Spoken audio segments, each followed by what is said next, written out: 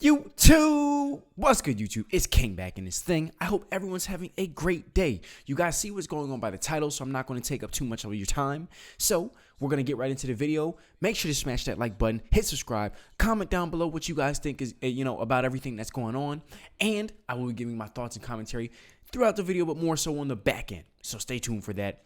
Stay blessed, stay prosperous, and drink some water, make some money, take a walk, spend time with loved ones. And let's get into the video. Let's go. Welcome back to the big weekend show.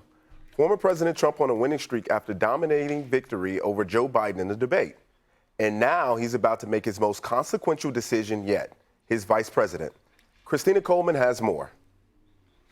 Gianno, there are lots of reports that Donald Trump plans to announce his running mate before or during the Republican National Convention, which starts on July 15th in Milwaukee. Take a look at the reported top contenders. They include Ohio Senator J.D. Vance, North Dakota Governor Doug Burgum. Oh, I don't see Vivek. Oh, man, but I see Byron Donalds. Yes, sir.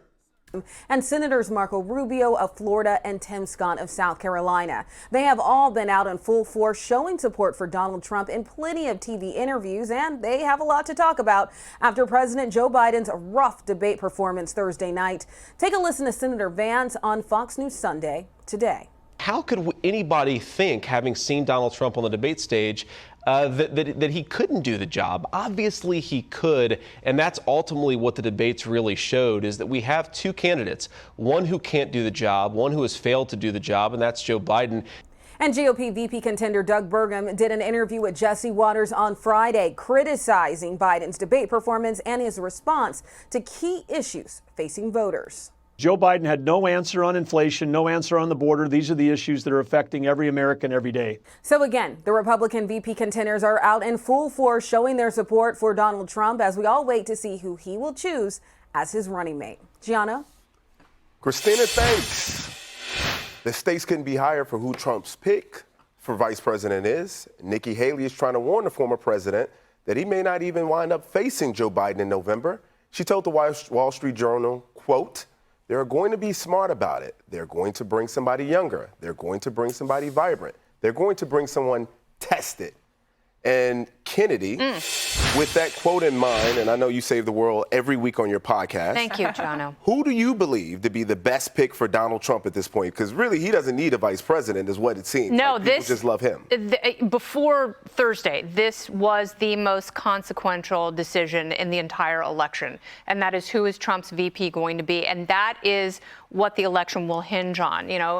Katie was talking about that very slim section of voters who are undecided, and that could be something that really pushes people over the edge, because I think there's this feeling with both candidates, especially with Joe Biden now, if he stays on the ticket, that they may not last the entire 4-year term. And obviously President Trump will only be a one-term president this time around, and that makes his pick even more important.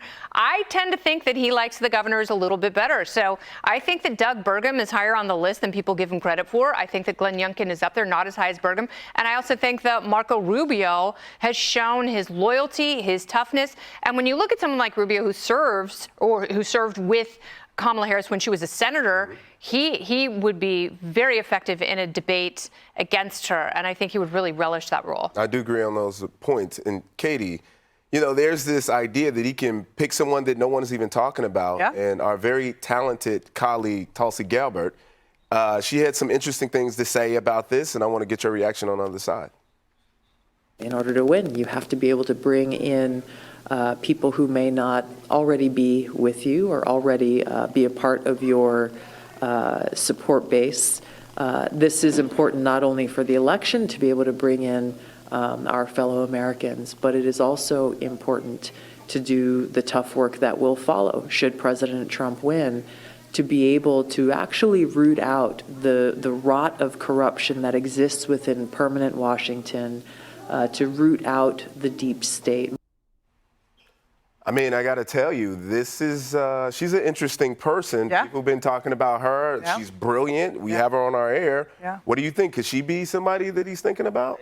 She definitely has been someone he has thought about in the past. She hasn't been listed on these leaks that they've been putting out, but that doesn't mean that she couldn't be the one. We'll have to see. But she represents a very interesting type of voter who's emerged in America over the past really 4 years. But generally speaking, politics in America has changed. Yes, there are a lot of disaffected Democrats who do not like this far left wokeness party that is anti-common sense.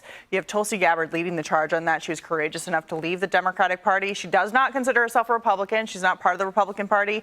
But when you look at the voters that each campaign has to get to win, the people who have not decided, she kind of represents the attitude towards Washington, D.C. and the disgust with the corruption on both sides of the political aisle and just what politics has been representing. But in terms of the people who are on the list, you know, the campaign has been looking for someone who could potentially carry the MAGA legacy and agenda forward to 2028 and win, so the Trump legacy continues in terms of what they want to do.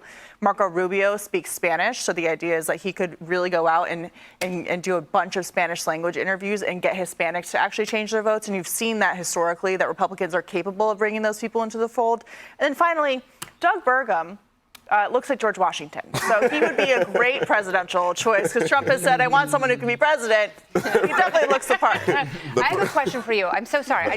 Do you think that Tulsi kind of fills that RFK Jr. Yes, absolutely. vibe that disaffected voters? Yeah, for sure. Well, Yeah, I mean, so- to your point, politics choice. isn't as usual. I mean, the things have changed, especially, Jason, since you served in Congress. This isn't the same political system as we know it. It's been reshaped and reformed. What are your thoughts on who would be a great pick? I think Americans are striving not to just have somebody that looks a certain way. I think they want first competence. president of America? Well, I think they want competence, and you got to have a good working relationship with Donald Trump. He wants somebody who is loyal to him and the MAGA agenda. There are two other people that should be on that list, and one is John Radcliffe, the former director of national intelligence. He was a former congressman from Texas, and he was a U.S. attorney. And the other one is Robert O'Brien, who still has, he just wrote kind of the definitive piece about peace through strength. He was his national security advisor, briefed the president on a regular basis, and a very good working relationship. Again, kind of looks like he's from Central Casting. Yeah. Those two have great working relationships, and I think he should be considered. I hope the president's thinking about them in those roles. If not, they're going to be pretty darn senior in the Trump administration. And you're forgetting a third person, Jason Chaffetz. No. Hey, Sean Hannity here. Hey. So there you have it, guys. I'm personally going to throw Vivek Ramaswamy up there because I guess I really wanted to see him be Trump's VP personally. And I know it's not just me. I know there's a lot of other people that, you know, definitely wanted Vivek and could see Vivek, you know, standing right next to Trump and everything. Just Vivek as a businessman, he just comes off very, you know, direct and very, he's like a living bullet.